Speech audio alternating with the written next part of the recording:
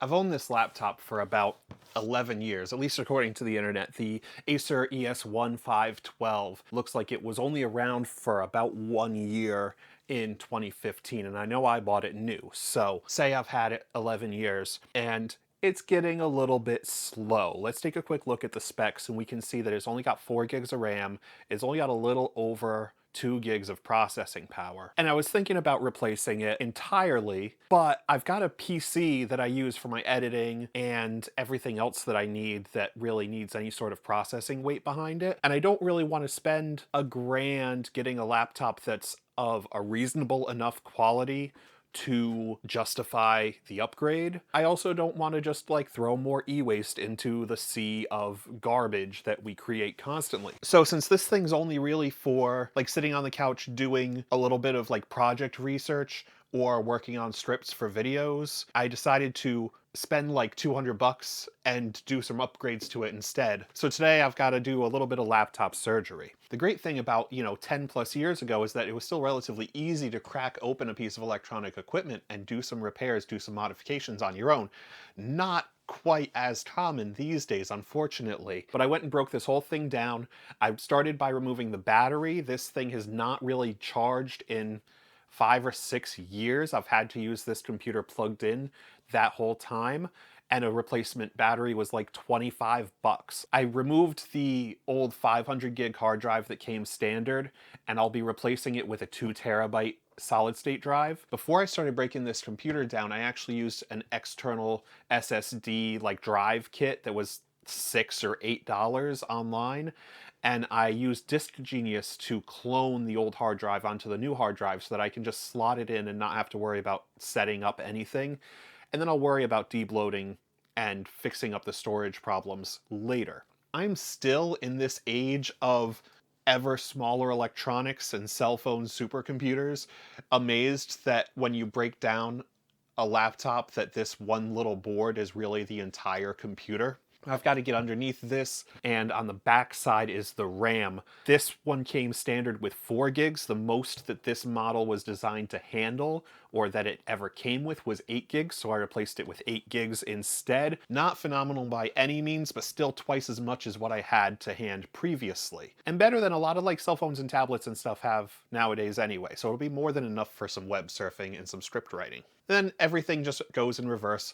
I plugged in all the little cables, I put everything back together, I put in that 2 terabyte solid state drive, I put in the new battery, heard things start clicking and whirring right away. Got the whole thing snapped back together, booted it up, and got it working. Now the things that I didn't record was when I had to take the computer apart a second time, because originally I'd gotten optimistic with the RAM and I tried to put 16 gigs in and the computer failed to boot. So I went back in and put 8 gigs in instead. I also didn't show taking apart this laptop for a third time because when I took it apart the first time, the retainer clip for the keyboard flex cable had broken, and I thought that I had gotten it wedged back in enough to work, but it didn't, and I couldn't get logged in because there was no keyboard to speak of. The third attempt was the charm. I got that ribbon cable back in place with a piece of foam wedged underneath to hold it where it needs to be, a piece of packing tape to keep it from slipping away again, and now this thing's back up and running.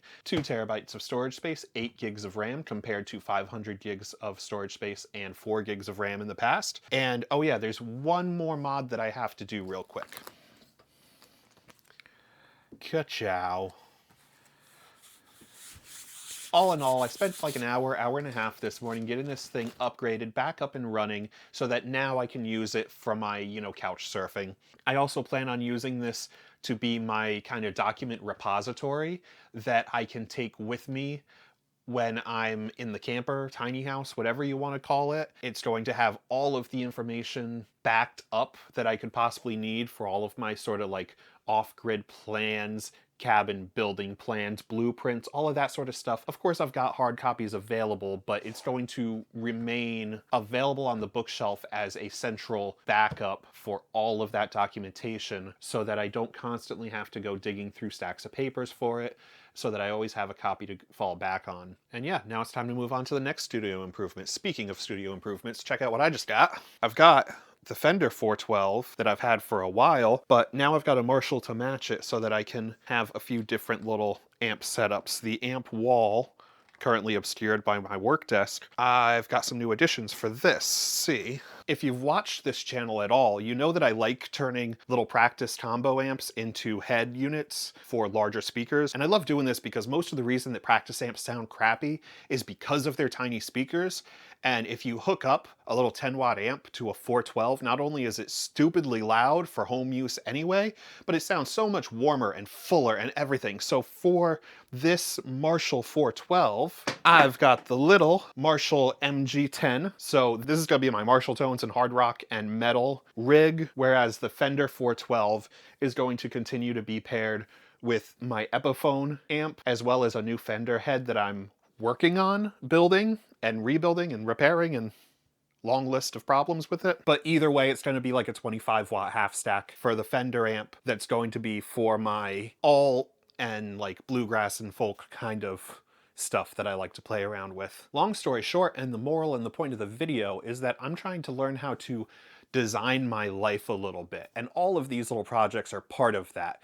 You know, breaking up my amp rigs into genre-specific things so that I can focus on one sort of sound and one set in each of them is a little bit of extra design that I've never done before, when I've just kind of amassed amps and pedals and guitars kind of because I thought they were cool in the moment or because they were a good deal or whatever, without really thought to what the rig was. And it's the same thing with the laptop. I had plenty of options, from just dealing without having it at all, just using my PC, switching to a tablet for couch surfing, but that would have sucked for script writing on. I could have, you know, bought the $1,000 laptop, something expensive to replace it.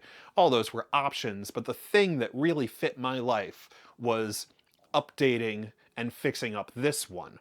So I hope that you are also making those sort of considerations, or learning to, joining me to learn these sort of things, to figure out that you're allowed to take this love of, you know, modifying a guitar and put it towards modifying your life. You're allowed in your work-life balance considerations to not always have to just buy yourself a solution. You can rather modify it, make it, cobble it together from the pieces you have, but make it fit your morals and your values and your actual wants, as opposed to the wants that are catered to in just the purchasable version of something. But I think I'm getting a little too philosophical about fixing a laptop, so I'm gonna let you get out of here now, and hopefully I'll see you around.